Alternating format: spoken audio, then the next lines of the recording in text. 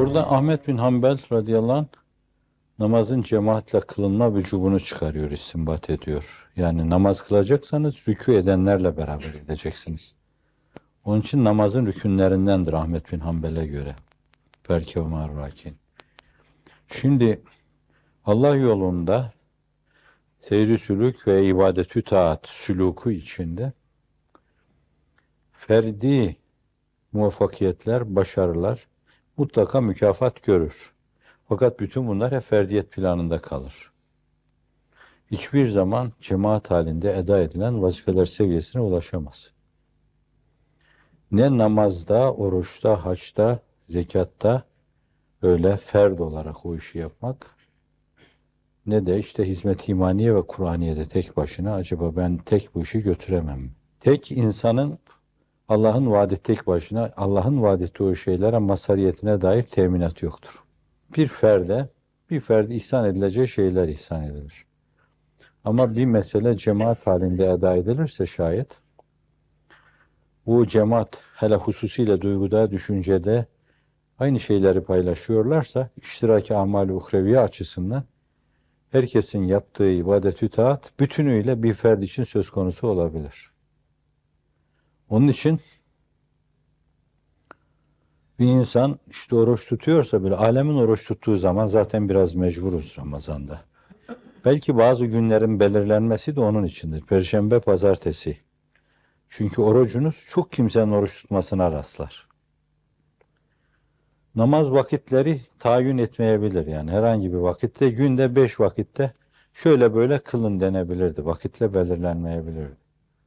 Oysa ki o vakit belirlenmesinde ezan tevafukları, kâmet tevafukları, nafile tevafukları, farz tevafukları vardır.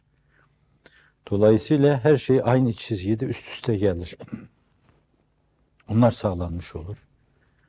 Cemaatin teşrii meselesi çok hassasiyetle duruyor. Oysa ki tek başınıza namazı kılabilirsiniz. Buyuruyor ki ne kadar düşünüyorum, ezan okundu, kâmet okundu. Kâmet okunsun, farza duralım, ben yerime birini geçireyim de sonra döneyim. Cemaate gelmeyen insanlara gidip evlerini yakıp başlarına geçireyim diyor. Şimdi lisani, nezihi, nebeviyi düşünün.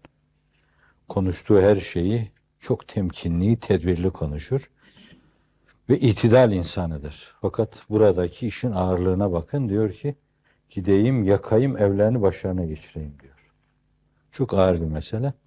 Bir şeyin farz ve vacip olmasında ya emirdir, nehidir bir mesele. Nehi ise işte aksi onun iltizam edilmesi gereklidir. Veya akıbeti itibariyle bir tehdit vardır. Usuldeki prensip itibariyle çıkarılan şeyler bunlardır. Şimdi bu tehdit açısından cemaate bakacak olursanız, zaten cemaate sünnet-i müekkede diyen sadece Hanefilerdir. Farz-ı kifaye, vacip, Ahmet bin Hanbel'e göre farz. İmamların noktayı nazarları en hafifi sünnet-i müekkede. Ebu Hanife burada işte 25-27 derece sevap magnemi de var bu işin yani. Ve aynı zamanda kazanç nazarı itibara verilerek aman sakın zinhar fevt etmeyin denmiştir. Cemaat halinde eda edilme ferkâv merrâkin fescudû ma'as sacidin. Ma'as sacidin şeklinde yok da fakat fescudu var. Cemi sırası yani. Hepiniz secde edin demek. Bunlar ferdi planda alacağınız şeyin üstünde o cemaatin, o heyeti aliyenin umumuna terettüp eden sevap uhrevi olması, uhrevi buğutlu olması itibariyle birine verilince diğerinin mahrumiyeti söz konusu değildir. Nuraniyet sırrıyla herkesin defterine bir tamamı işlenebilir. Onun için bütün bir cemaatin sevabını alabilir insan. Hele duygu, düşünce birliği varsa. Aynı şekilde hizmet de öyledir. Yani bir fert tek başına Ebu Hanife gibi dahiyane bir hizmet yapabilir. Fakat tek başına Ebu Hanife gibi dahiyane hizmet yapacağına 10 tane benim gibi aptalla yapması 10 defa Ebu Hanife'yi geçer. Evet, çünkü cemaat vardır beri tarafta. Belki hani secdede, rükuda da aslında o duyulabilir. Çünkü secdede teşrik kılınan dualar rükuda da söyleniyor. Rükuda da bazı dualar okunabilir filan. Ama namaz esas rükû sözüyle anlatılıyor. İsterseniz şöyle Hanefilerin bu mevzudaki içtihatları açısından da meseleye yaklaşabiliriz. Yani insan kıraati fevt edebilir, kıyamı da fevt edebilir. Rükuda imama yetişirse namaza yetişmiş, o rekata yetişmiş sayılır. O bakımdan rükû, o rekatın rekatiyetini tamamlayıcı bir şeydir, faktördür. La akal rükûyu kaçırmamak lazım. Ve yine ilk rükûya yetişen bir insan o namazın bütününe yetişmiş sayılır. İlk rükûyu kaçırınca mesbuk sayılır.